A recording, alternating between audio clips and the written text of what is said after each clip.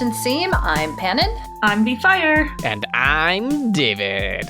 Aw, yeah. Heck yeah. I don't know why the I'm David just always gets me in this, like, aw, yeah vibe. It fills me with joy. Oh, Love good. it. Oh, Good. that's so good. So how you guys doing? Oh, that's not the normal beginning.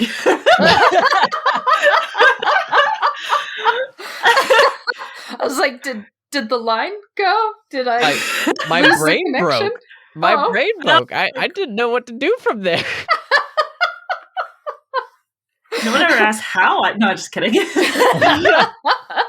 Well, if you at home want to tell us how you're doing, since we don't seem to know how to answer that question, you can send it to us at cosplaystitchandseam@gmail.com or Or you could go to the website, cosplaystitchandseam.com, and fill out our forms there, or Go to the Facebook page. And while you're on the Facebook page, join our fantastic group that has so many great people who want to share what you're working on. We've got our Work in Progress Wednesdays, our Finished Fridays. We've got horror stories. We've got memes. We've got jokes. It's a great time. If you're not a big fan of Facebook, we totally get it. On our website, there is a link to our Discord where we have all the same things, dedicated channels. So if you don't want to know anything about video games because that's just not your thing, you can completely ignore it and don't ever have to worry about it. It's always a good time on the Discord channel. Always have some really great people adding things, talking about things. It's super, super great. And while you're on the internet, if you want to help out the show, there are many different ways that you can do that. Leave us a review on a podcast app of your choice, whichever you listen to. If it lets you leave 5 stars, leave us 5 stars. That's really great. Leave us a few kind words if you can, or just share the podcast with a friend. If you do have a few bucks laying around, we do have a Ko-fi, K-O-F-I, Cosplay Stitch, and a Patreon, patreon.com/cosplaystitch. For $3 a month, we give you a shout out on the show every single episode. And for $5 a month, we will invite you to join our live stream, which is a D&D game, all cosplay themed, called Cosplay Chronicles. It is a great time, and we were just talking about the next session before we hit record, and we are all so excited. We hope that you can join us. Oh, yes. So, I almost forgot. I am just batting 1,000 today, guys. I should have remembered because I actually wore makeup today, and it was from Fox Beauty. Yeah. But if y'all want to check out the lovely people at foxbeauty.store, they have some amazing makeups, eyeliners, eyeshadows, lip colors that are specifically designed with cosplayers in mind. You can go to that website and put in the promo code Stitch and Seam to get 10% off your purchase of all vegan, not tested on animal products. Woo-bee-bee. booyah. Mouth Whoop, whoop, noises. Verbal stimming. Yes. I found that out like just a few months ago. I was like, I do that all the time. I did not know that was a thing, but I do it when I am nervous. And sometimes just being the only thing in the room, I do that. Noticing When like I'm excited, I have sound effects. my boss has a verbal stim, and it's one of those things of like, if I didn't know what a verbal stim was, this would be so annoying. He just sits there quietly to himself, and then out of nowhere he'll go Scooby Dooby Doo, and that's it. That's all it is. I don't think he knows this. I don't think he knows it's a verbal stim, but it's just like, man, this is. If I didn't know anything about the way the brain works sometimes, this would be a strange thing to hear randomly. Oh my goodness. That's amazing. Just be So like, speaking okay. Speaking of cosplayers and all of our fun anxieties and neurodivergencies, today we wanted to talk about something that many of us suffer from, which is imposter syndrome. Mm-hmm. Yes. This actually was requested by an anonymous submission. So their full questions on this is, how do you deal with imposter syndrome in cosplay? How do you deal with the feeling like everybody thinks your costume isn't good enough? how do you deal with this in regards to contests? And I'd really like to know other people's perspectives on this. You three have a lot of experience and value your opinions. Thank you, anonymous person. We are also inflicted with imposter syndrome and are glad you value our opinions. But also we're like, well... I mean, I've been cosplaying for over 20 years and I will still walk into a green room and see everybody's like amazing costumes and be like, should I be in the master class? I don't know. Like, that's really good. And I'm not that. So yeah, maybe let's start with like, what is imposter syndrome? I love it. Excellent. What is it? What? Oh, okay. I know what it is, but I thought you had a definition ready. I do, actually, I do. Okay, good. So it's a psychological experience of feeling like a phony in some area or an imposter in some area of your life, despite any success that you have achieved. So that can be like at your work, feeling like you haven't earned the position that you're in. It can be, yes. My life. Uh-huh. It can My be life is like sus. I'm an imposter completely. My whole life is sus. Oh no. Like you can say it can even be just as you're scrolling social media and you're seeing all these people who like you're only seeing the best of their life and thinking like, oh my gosh, like they're so amazing and doubting yourself and where you've gotten into life. But cosplay, I think because it is so performative, it's really easy to feel that. Mm-hmm. So whether it is something like coming into a green room and kind of like comparing yourself and feeling like you don't deserve to be there, if you are even just like walking the halls and feeling like a phony, maybe because you bought your costume instead of handmade it, if you didn't put like the same amount of work as someone else, or because someone else has been doing it for 20 years and you haven't, or because, you know, someone else was born with features that look more like traditionally that character than you know, there are so many reasons to let those little imposter voices wiggle their way in. So I definitely feel you, OP. That can be a super hard thing to struggle with.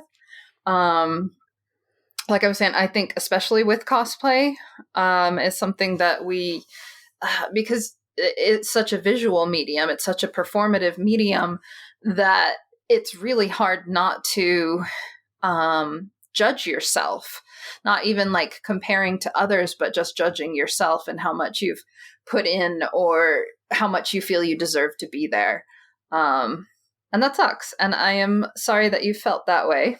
But hopefully talking about it today will give you some ideas on how to help feel that way less, and or even just ways to like mentally prepare for that going to conventions or just posting on social media.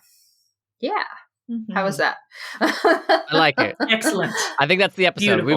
We got it in 8 minutes, you guys. No. So I wanted to ask with you two, like, what have been your experiences with imposter syndrome? Every dang time that I got to talk about cosplay with these two professionals on the other side of the mic, it feels so intimidating. And I think that's one of the things that a lot of people don't talk about with the imposter syndrome, is that there's this intimidation factor of like, oh my gosh, these people, and you mentioned this a little bit earlier, Pannon, of like, you're at a green room and you're like, should I even be in Masters? Because these people are fantastic, right? Mm-hmm. And I think that's something that we oftentimes consider like, I don't deserve to be here, but when you see the powerhouses that you do idolize or you look up to, and you realize that you're in the same room as them for the same reasons, that is just terrifying, absolutely terrifying. And it's one of those things that like, I think I'm always going to be dealing with imposter syndrome, because like I got nothing to add to the cosplay conversation most of the time. That's not true. That is not true. That is the imposter syndrome speaking right there. Let me put it this way. I don't have the same experience and knowledge that the two of you have. So I feel that I do not have the same volume that I can add to the conversation most of the time. But imposter syndrome, I got that. Let me refer to the fact that I have these two fantastic cosplayers on this podcast with me. I somehow fooled them into thinking I'm a good podcast editor. Yeah. Oh, how about you, V-Fire? Every day it hits me in one way or another. I will tell you that. I mean, I gotta organize my thoughts. Sorry, David. Yeah, no, and I also want to be clear in like asking about your experiences. This is not to make our listeners at home feel like I don't know, like down on themselves too. It's more to be like it doesn't matter what your experience level is. That is something that is normal to feel, even if it is completely wrong and completely unfounded. And you have every right to be there. Mm-hmm. Yeah. So, imposter syndrome, like, I have felt it the whole, like, my whole cosplay career kind of thing. Like, it's just, like, I'm on this podcast with the amazing Pannon, of all people, who's, competed in World's Cosplay Summit. And then David's got all these, like, really good podcasts that he runs, and it's hard not to think, do I belong, Am I good enough to be a part of this? And I definitely, like, have that feeling. Like, I'm doing a thing with my friends for Level Up in Vegas in a few weeks, and I'm feeling the imposter syndrome there, where I'm like, am I good enough to be competing with these friends of mine? And like, we confided in each other on this, and we are all like, don't like, we're all like, oh my gosh, we're cosplaying with this friend and they're amazing. So I guess one of my things for advice is like talking with your friends in cosplay and other cosplayers. You're going to find you're not alone in this feeling. Yeah, and I was like reading some articles, and that's actually one of the first things that came up, is being able to recognize it in yourself and others, and talking with your friends and sharing those experiences can be really helpful in going, oh, like, it stinks that we feel this way, but it is normal. It is something that not just I am feeling. And like, the more you can recognize that other people are having that same feeling, I don't know, like, it feels more welcoming. It feels more like, it's like giving the speech and picturing everyone in the room in their underwear, You're just like, oh, like, everybody is having this issue. Like, this is something that's normal for a lot of people from all different walks of life. I think that's one of the key aspects of the imposter syndrome, is that to kind of help, you have to communicate. These are the feelings that I'm having, which sometimes means that you got to sit down and think about it.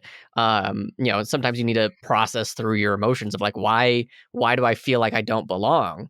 And to have that moment of self-realization where you can sit down and go, oh, I don't feel like I belong because I don't feel like my skills are adequate to be in part of this area. And by communicating that with somebody else, they can tell you, oh, I feel that same way, especially when it comes to X, Y, and Z. And then you'll be really surprised to hear, but when I look at you, then I can see that you did this. And I think, oh man, you're doing that way better. And I got intimidated, right? Right. Right. And it humanizes that factor about all of us, is that no man is an island kind of mentality. I think also talking to your friends can be really helpful, because like, I love this in our Discord, that we have a hype channel. Like, when you are in your head and thinking, I don't belong, I don't deserve this, your friends are the people that know you and can say, like, you spent 100 hours on this costume, you deserve to be there. You have been learning this skill for over 5 years, you deserve to be there. You love this character and saved up all your money to get this costume online, you deserve to be there. And just having people who care and know the reasons for things that you're passionate about can be super helpful. I think also having somebody to be like, semi-reliant upon and someone else who like is relying upon you. I think back, Mercedes and I did a podcast convention table thing. Do you remember this, Mercedes? Yeah. Utah Summit. Utah Podcast Summit. There we go. Aha!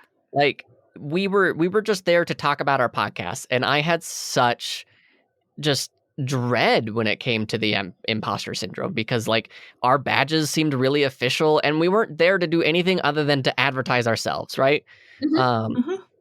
And to have Mercedes kind of there, who A, has kind of done this before, and B, didn't know what to expect, so I knew how to take the reins in some situations, was, I don't want to call it a distraction, but it was an opportunity to focus on a different area of my brain to go, okay, I need to take care of something, and then I can prioritize myself after that's done. I can get some food when this is all taken care of.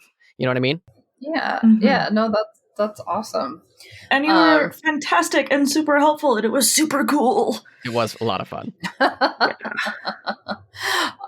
Another thing I was going to suggest is like reminding yourself that it's completely normal to not know everything or have every cosplay skill.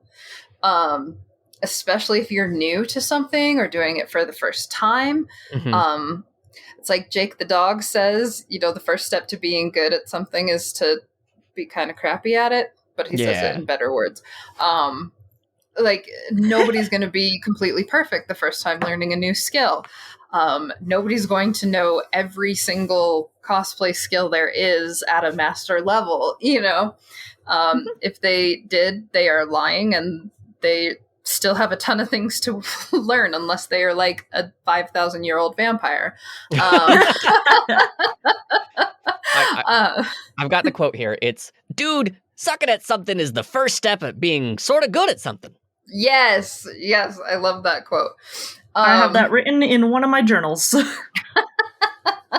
But I think it's so easy to like, especially if you're trying to learn a new skill, which is such a big part of cosplay, and you try it and it just is an absolute hot mess, and you just see it as this reinforcement of like, oh, I told everyone I was bad at cosplay and this is just the proof of it. And it's like, no, it's normal not to like be perfect the first try. It's normal not to know every single thing. It's normal and it's okay. Yeah, it's totally okay. You're not required to know everything as well. Right. And rather than focusing on what you don't know, it's a lot more helpful to focus on how much you are learning, not necessarily how you're performing. Like looking at it and going, oh, I'm only a beginner. Instead, why don't you go like, well, I learned like 5 new skills just to make this costume. I learned how to sew. I learned how to work with Warbler. I learned how to foam craft. I learned how to work with leather. I learned about beads. Focusing on all the things you are learning is gonna, I feel like, build your confidence and remind yourself of all the hard work that you've put in a lot better than focusing on the things that you don't know. Yeah. Absolutely. I think also it's important to, like, when you look at how someone did something online, we are so used to seeing the end product. We don't see a lot of the failures. Like we had Kamui on the podcast, and we know that she fails at things. She talks about it all the time, but we still see the end product in a nice 20 to 30 minute long video. So when we see that she cut down a piece of foam and then in the next cut of the video, it's halfway built. We as the audience, we recognize and logically can understand that there were a lot of steps to get from point A to point B, but visually we did not see the journey. So we're kind of taking it on faith, and our brain doesn't do faith. Our brain does logic. So when we try and sit down and cut out the exact same thing, we miss all of those little steps of, oh, the blade has to be held at this angle exactly, or I used a brand new blade and she's using a brand new blade. Like, we're so used to seeing perfection in a video that it's hard for us to be able to step away and go, oh, it didn't end up exactly the same way, and I followed all of her steps, right? Oh my gosh, that's so true. I was going to say, like, even if you, like, we always suggest, if you are in a green room, to like go talk to other people, ask about how they made things. Even the person in the costume that you're seeing as perfect and flawless and gorgeous, if you ask them, I am sure they can point out every nitpick and flaw and thing that they think is wrong with their work. Mhm. Because we are our harshest critic. We are we see these things as like glowing with highlighter when no one else is noticing them. Yeah. Yeah. But yeah. I'm like, that is a mood. But just as we always suggest, you talk to fellow cosplayers in the green room, it also like humanizes each other. Like it gives you common ground to talk about. And I feel like it's I don't know, like it makes me less nervous. It makes me feel welcomed into the community. There's just so many positive experiences that I've found, especially in speaking to the people I'm intimidated by. Because 9 times out of 10, you're going to find that they are just as intimidated as everyone else. Yeah. One of the things that one of my partners will do, because I'll sit there like, V-Fire said it really well. I have some pretty dope podcasts. I'm really proud of these podcasts most of the time. These, like, you guys, again, see the end result. You don't see the writing that it takes, the research that we do. Like, you see the end result, and it's sometimes hard to think like this is going to be good at the end of it all.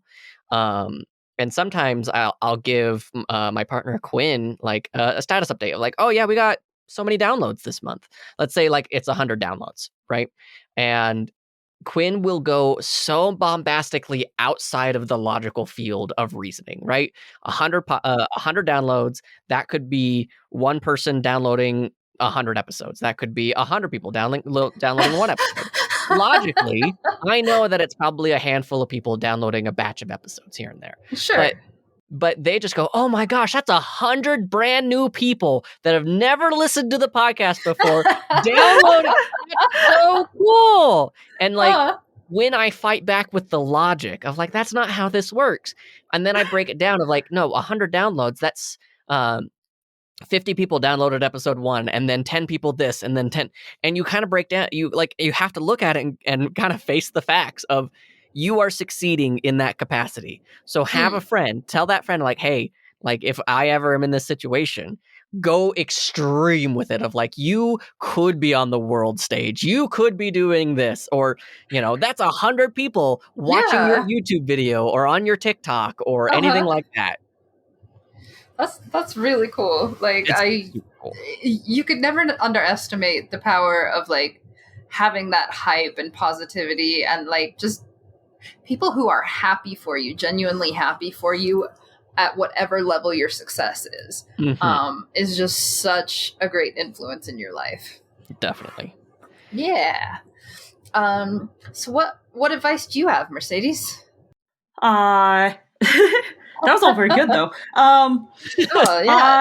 Yeah, and I usually mostly bounce, off of my friends. If I for some reason am alone and trying to, tackle those thoughts by myself, I will meditate. I like doing that. Try to get my thoughts away from it for a minute before coming back. And then again, trying to approach it logically of, I've learned X, Y, and Z skills and look at how far I've come. And the farther, the more that I focus on me, the more I, on like, where have I come from? What things have I learned? The more I notice that it starts to get noticed by others. Like in the submission, they're talking about, dealing with a feeling like everybody thinks your costume isn't good enough. I promise you, people are not thinking that. They're excited to see the character, who you're cosplaying, and are probably just in general excited for your creation, whether you think it's good or not, or they think it's good or not. believe me, like walking around a convention, the last thing going through most people's minds is going to be that cosplay sucks. That cosplay sucks. If someone is doing that, they're a psycho. Because like, well, not necessarily a psycho. That's mean to say, but you know, it's like they don't have the kindness in their heart to share in the excitement. Yeah. It's not the right mindset and person you even want to be around, you know? So they have a lot of insecurities themselves, if that's what they're thinking. Yeah. One of the things I was going to add to that is how helpful I feel like it is at conventions to go to things like fan gatherings, like cosplay gatherings, because like I guess you could use that as an opportunity for your brain to beat yourself up and compare, but so much more often I have just so much fun at those because I'm, you know, one of 6 of the same character, but we're all having so much fun enjoying and being excited about this fandom or this character that we like. Yeah. Rather than thinking about like, well, who's the best at being that? It's so much more fulfilling to think of like, look at like all these different people who share the same thing that I love. And they, you know, they are here portraying and probably just as nervous as I am. And isn't it more fun to celebrate the things that bring us closer together? Well, and like, not only is it to bring us closer together, but like, there's the differences too of like, why do you like that character so much? I like these are my reasonings, but like, do we resonate in that same way? Oh, you pointed out different aspects of that character I didn't even notice. That's so cool. Like, it gives you an opportunity to really broaden your horizons of learning something you didn't consider beforehand.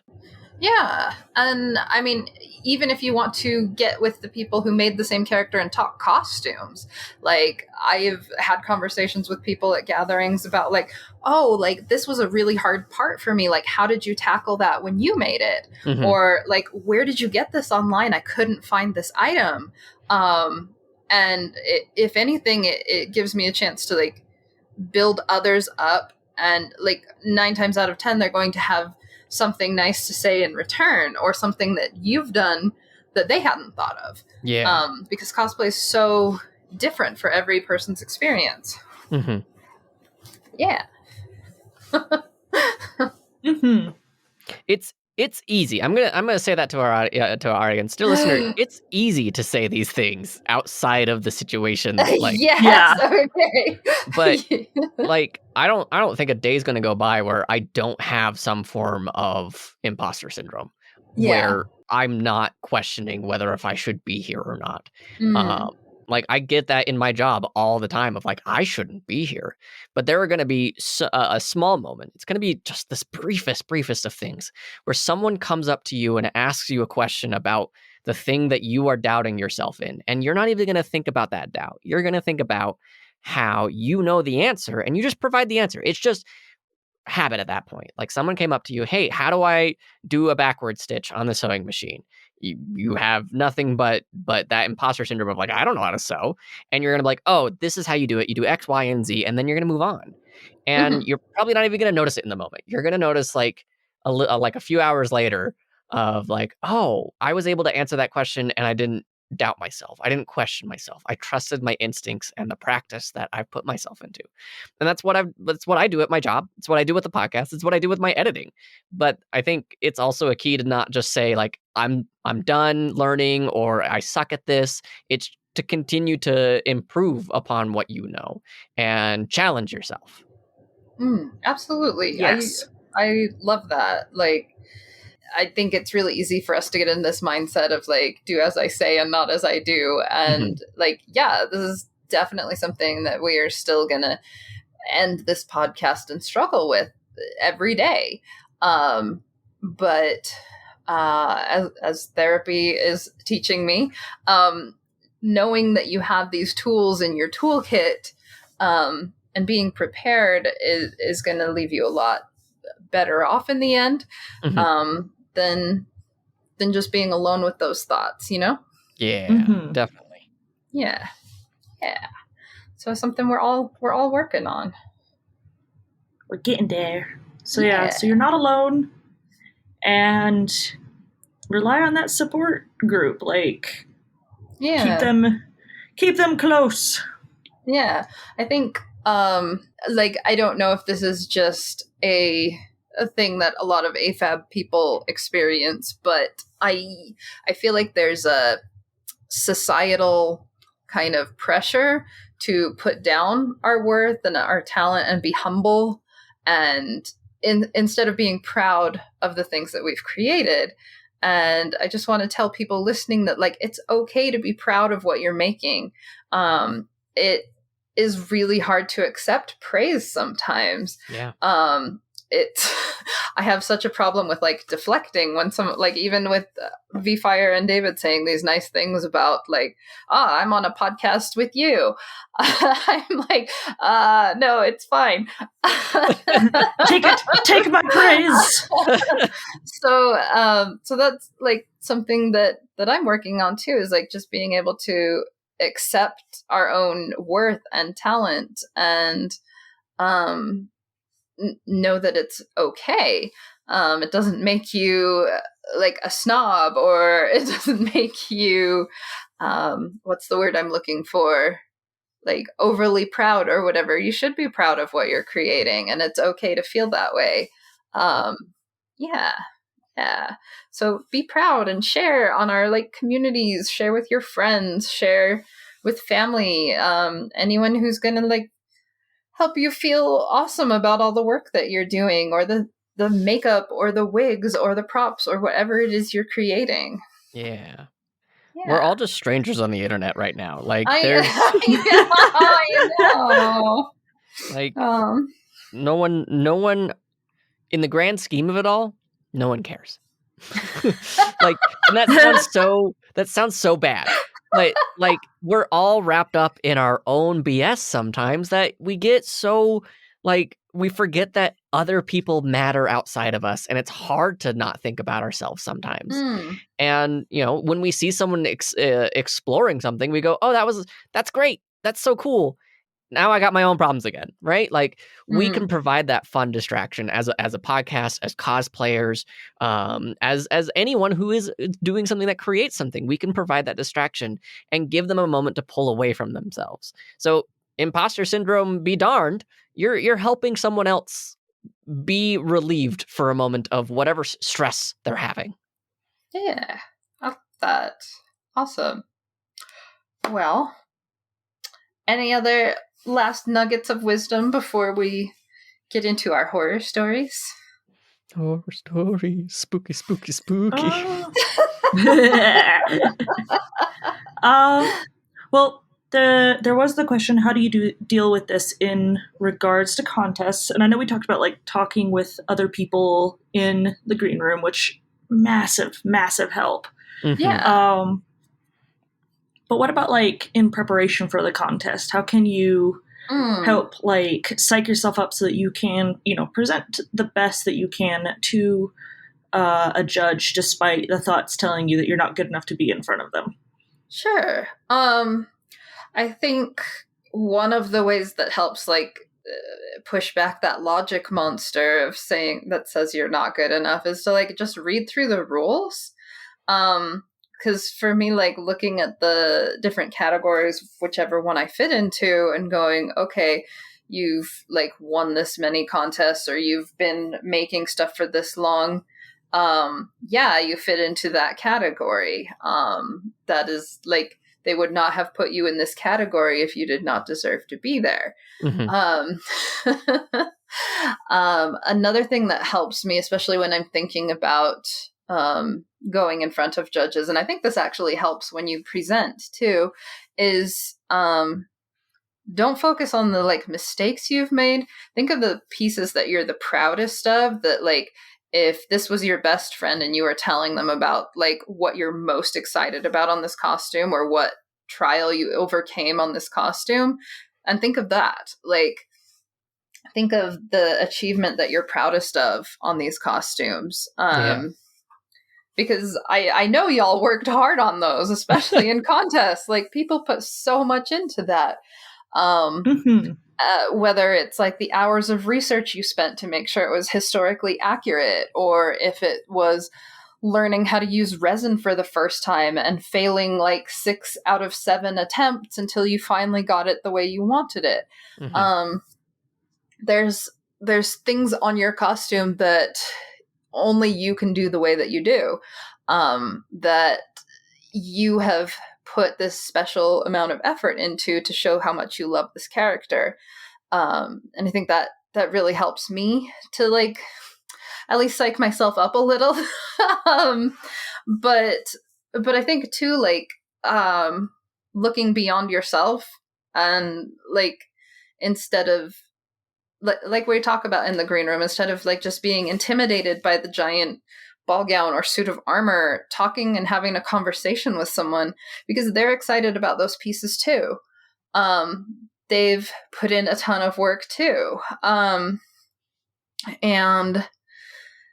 it's really hard when you're in a competitive like mindset to not let that intimidate you or let that color your how your experience of the contest, right? Mhm. Yeah. But I don't know, like I No, you're can't doing put the great. words together.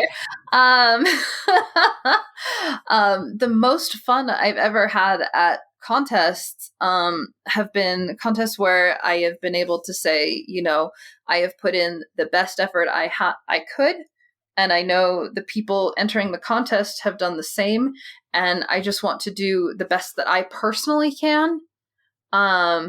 And not worry about how everybody else is doing. And that's when I have the most fun. Then I'm only challenging myself against myself. And if people liked it or if people award it, that's awesome. But as long as I know that I have pushed myself in some way, that in and of itself is satisfying to me. Mhm. And if I can get myself to that mindset, then I generally have the best time. To echo what you were saying about you are doing it in your unique way, I had a music professor once who said there are only so many chords available to make quote unquote good music. If we're writing it in this style, there's only this many chords. There's the circle of fifths for a reason. Like these are what we decide are good ways that music sounds. There is no way to make something new following those rules. And what that means is that the way that you're going to follow those rules is going to be different than how I'm going to follow those rules. So you might sit down and think, I'm going to write the next Fur Elise. Well, somebody's already wrote Fur Elise. It's been done. Everyone loves Fur Elise, but nobody knows how you're going to write your Fur Elise. Mhm. And I use that a lot of the time of when I'm trying to think about how I want to write something. Zombies have been done. Zombies have been done for ages. Vampires, done. Werewolves, everything. It's done, but no one's done it your way with your voice. Yeah, I love that. That's a really important thing to keep in mind. And that's one thing that I absolutely love about cosplay is that you can have 5 or 6 of the same character in a room, but each one of those is built to that person's personality or a certain part of the character that they love, they wanted to exemplify in one way or another. There's no two links that are the same. And that, to me, is what makes cosplay exciting. Mm-hmm. And being able to open yourself up to that and be like, perfection is, don't worry about it, you know? Put it to the side, perfection off to the side. What are you putting into it? What are you bringing? Like, how is this, like David said, your Fur Elise? I love that. I love that so much. Yeah. So on that note, are you ready for something scary? Yeah. Horror stories. Spooky, spooky, spooky. We have a submission from our website. This is from Cynthia Eve Cosplay, and she writes, in April of 2022, my boyfriend and I were headed to a large convention in our state. He had been several years in the past, but this was my first time attending. Before this convention, I had only ever attended small hometown ones before, so I was very excited. We had to travel about 2 hours to get there, so we decided we would leave early Saturday and spend the day at the convention after we arrived. The cosplay I decided to wear had a main dress portion, but then armor layered on top. I wore the dress and did my makeup in the car, and we agreed I would just put the armor on when we got there. As I was in the car, I decided to put on a shirt over the dress portion so that I wouldn't get makeup on it. When we arrived, I helped my boyfriend put on his cosplay, and when it was my turn, he started helping me hook some pieces onto the back of my cosplay. As he was hooking these pieces on, he froze and said there was a yellow jacket on his hand. Ah! Oh, that's my fear. I didn't panic and said I would use the shirt I've been wearing previously to grab the yellow jacket and throw the shirt to get rid of it. As I was in the process of grabbing the yellow jacket, it stung my finger. Wow. I had never been stung before, so started to panic a little because I wasn't sure if yellow jackets were poisonous. Technically, yes. He assured me they were not. Again, technically, yes. And we proceeded to finish attaching my armor and going into the convention. The swelling it's mostly from about how allergic you are. Yeah, exactly. The swelling from the sting went away throughout the day, and I think the excitement from the con made it hurt less than it would have normally. The convention was really good, and I got a good story out of it. Oh my gosh. Nice. That's great. Well, Cynthia Eve, you are about that is like yellow jackets. I can't. I have that reminds me nope. of when I was cosplaying Link and I put my hand in my wig to adjust something, and I thought I had touched a pin, and it turned out there was a bee or a yellow jacket in my hair, and I had to throw it to the ground and stomp on it because I was so freaked out in my finger. It was right before we went on stage for a cosplay contest indoors. How did that happen? That is terrifying. Yeah. Have I told you guys about the singular time I have ever been stung? No. I went into the garage, because that's where our food storage was, to grab my garbage food, a can of chili, as a teenager, and went in with just my socks, and suddenly heard this buzzing noise as I was browsing through which kind of chili I wanted to eat. Canned chili, it all tastes the same.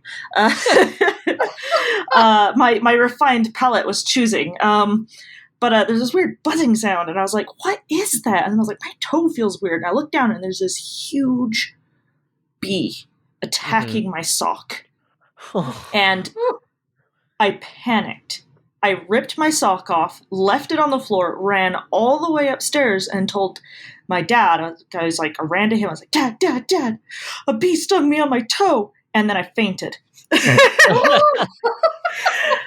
And my dad left me on the floor to slay the bee. Oh my gosh.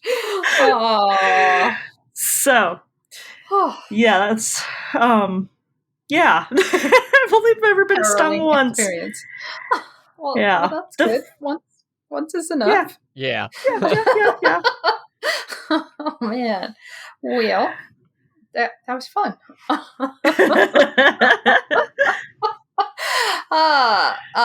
Thanks as always to David Cheffris for his amazing editing, and Macy Roberts for the use of her music as our theme song. David, how are your podcasts going? They are going great. We talk about comic books on my comic book themed podcast. We talk about it in a book club way. So it's not just Spider-Man's the coolest.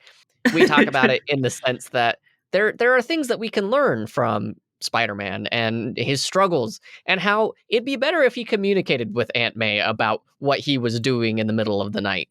So if you Absolutely. if you want to have those kind of conversations, go head over to Comic Trades Monthly. If you want an audio drama series that I don't have any imposter syndrome over at all whatsoever, you can always go over to The Last Voice. It is an audio drama that I have written, edited, and mostly performed by myself. Season 3 is on the way, and there are some big things coming up there. So I really hope that you're looking forward to it as much as I am. Yay!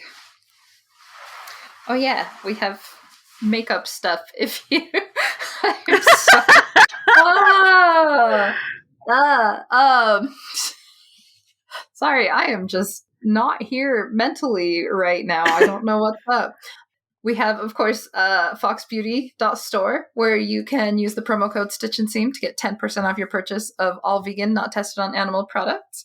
And if you would like to send us a horror story, which I forgot to mention earlier, there are several ways you can do that. You can do it at cosplaystitchandseam@gmail.com, or you can go to the website, cosplaystitchandseam.com, and fill out our forms there, or go to the Facebook page. Let us know what you're working on while you're there. We would love to have you join our community. Our community is just fantastic people that we don't have, again, any imposter syndrome over. Why all these cool people are coming to hang out with us. That's crazy.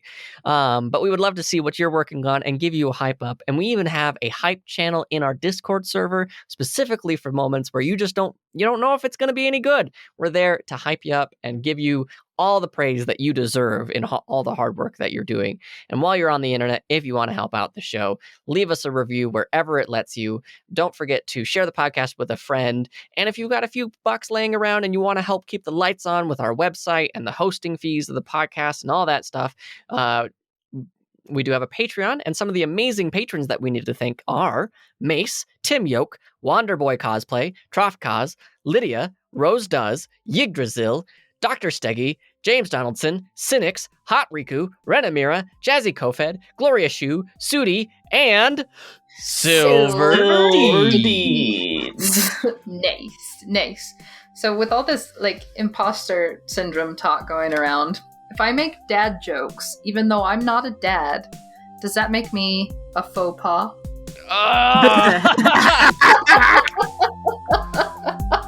Bye, guys. Bye. See you next time.